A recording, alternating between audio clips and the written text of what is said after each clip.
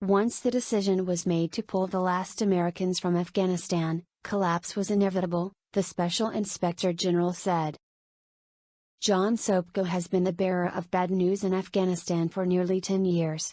So when President Ashraf Ghani's government collapsed in August 2021, the Special Inspector General for Afghanistan Reconstruction was not surprised, he told Politico in an interview. Sopko's team, charged by Congress with providing independent oversight of the U.S. mission in Afghanistan, repeatedly warned in quarterly reports leading up to Kabul's fall of significant challenges facing the Afghan National Defense and Security Forces. Due to its dependence on the U.S. military and contractors, the decision to withdraw this support destroyed the Afghan military's morale. Once the decision was made to pull the last Americans from Afghanistan, collapse was inevitable, Sopko said. There was a red light blinking on Afghanistan for years saying watch out, Sopko said. Once the morale collapsed, that was it. Sopko's latest interim report, out Wednesday, is the first U.S. government report on how and why the Afghan security force crumbled, and it pulls no punches. The report unequivocally calls out former President Donald Trump and President Joe Biden for their decisions to withdraw U.S. military and critical contractor support from Afghanistan, calling this the single most important factor in the military's collapse. We built that army to run on contractor support. Without it, it can't function. Game over, one former U.S. commander in Afghanistan told Sopko's office, according to the report. When the contractors pulled out, it was like we pulled all the sticks out of the Jenga pile and expected it to stay up. The AG offered the Pentagon, State Department and U.S. Agency for International Development the opportunity to review and comment on the interim report. The Pentagon provided verbal comments, some of which the AG incorporated into the report. The State Department declined to comment and USAID did not provide comments. The U.S. Taliban agreement under Trump and subsequent announcement that the U.S. military would withdraw by May 2021 had a devastating effect on the Afghan military's morale and was a catalyst for its collapse, the report states. One former Afghan commander told the AG that the agreement's psychological impact was such that many soldiers switched to survival mode. The release of 5,000 Taliban fighters in the summer and fall of 2020 further demoralized the Afghan military and helped regenerate the Taliban's combat power, according to the report. We tend to think of the Afghan military as, oh, they didn't do any fighting, Sopko told Politico. No, a lot of them fought and died. The withdrawal agreement, parts of which are believed to be contained in secret written and verbal agreements between U.S. and Taliban envoys, introduced tremendous uncertainty into the U.S.-Afghan relationship, the report states. Afghan government officials were largely removed from the negotiations and struggled to understand its stipulations. The U.S. military never clearly communicated the specifics of its policy changes to the Ghani administration or army leadership, Afghan officials told Sopko's office. The Taliban's operations and tactics, however, suggested that they may have had a better understanding of new U.S. levels of support the United States was willing to provide to the ANSF following the signing of the U.S. Taliban agreement, the report states. The Taliban weaponized the vacuum created by the lack of information, claiming they had a secret deal with the United States for certain districts or provinces to be surrendered to them, according to the report. This led many police officers, who had not been paid for months, to abandon their posts, which started a cascading effect and led to soldiers fleeing as well. As much as I hate giving the Taliban any credit for anything, they did a fantastic psychological operation against the poor soldiers who are out there in the field, who haven't seen their pay, haven't seen any weapons or air support for weeks, Sopko said. Another crucial factor that contributed to low morale was the decision to suddenly reduce the number of U.S. airstrikes supporting the Afghan military, the report says.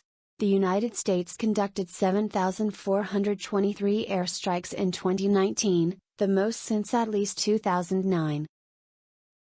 but the next year the number of airstrikes dropped to 1,631, with almost half occurring in the 2 months before the U.S. Taliban agreement. Overnight, 98% of U.S. airstrikes had ceased, a former commander of Afghanistan's Joint Special Operations Command told SOPCO's office. The report notes that under the U.S. Taliban agreement's rules, U.S. aircraft could not target the Taliban groups that were waiting more than 500 meters away, the groups beyond the contact that would engage in the second, third, or fourth wave to defeat the last-dance units. A senior Afghan official told investigators this was a loophole that the Taliban used in their targeting to their advantage. On the ground, Afghan troops never knew if or when U.S. forces would come to their defense. One former Afghan general told the IT that the U.S. military took on the role of a referee and watched the fight, something the general referred to as a sick game. Low salaries, poor logistics that led to food, water and ammunition shortages, corrupt commanders who colluded with contractors to skim off food and fuel contracts, and lack of buy-in with the Afghan central government all contributed to the morale crisis, according to the report. The report also highlights the effect of Biden's April 2021 withdrawal announcement on Ghani's government. One senior Afghan official told the IT that it was not until that declaration that Ghani's inner circle realized the army had no supply and logistics capability. The decision to withdraw on-site contract maintenance beginning in May 2021 led to a cascade of problems, including reducing aircraft availability. The Afghan security forces had stockpiles of U.S.-provided weapons and supplies but did not have the logistics capability to quickly move them. SOPCO's report notes the impact on the fledgling Afghan Air Force, which had long struggled to sustain itself without U.S. help. The majority of U.S.-made UH-60 Black Hawk helicopters, used for medical evacuations and to transport critical goods and equipment, were grounded shortly after the contractors left following Biden's announcement, according to the report. As a result, Afghan soldiers in isolated bases were running out of ammunition or dying for lack of medical evacuation capabilities, the report states. The report further dings the U.S. military for creating a false sense of success among the Afghan security forces. They performed key activities, logistics, intelligence and maintenance, for example, knowing that the Afghans did not have the capability to do these missions alone, according to the report. The quest to withdraw from Afghanistan dominated the United States military strategy, but the U.S. wanted to ensure the ANZF had the appearance of success, the report concludes. In essence, the U.S. created a false reality with the ANZF. The interim report also delves into what went wrong at the highest levels of the Afghan government. After the U.S. Taliban agreement, Ghani became paranoid that the U.S. wanted to remove him from power, and feared a military coup, according to the report. In the week before Kabul fell, Ghani replaced many young, U.S.-trained officers with an old guard of communist generals he saw as loyal to him. The constant turnover weakened military chains of command, trust, and morale, the report concludes. Young, well-trained, educated, and professional ANZF officers who grew up under U.S. tutelage were marginalized and their ties to the U.S. became a liability. Additionally, U.S. government officials, including members of Congress, also reinforced Ghani's misperceptions that the withdrawal announcement was intended to shape his behavior, as opposed to being official U.S. policy, according to the IG report. Overall, SOPCO's office concluded that the U.S. did not have a realistic understanding of the time required to build a self-sustaining security sector, something that took decades to develop in South Korea. Constantly changing and politically driven milestones for U.S. engagement undermined its ability to set realistic goals for building a capable and self-sustaining military and police force, the report says. Adapting a decades-long process to an unrealistically short timeline was reminiscent of the U.S. experiences in Vietnam,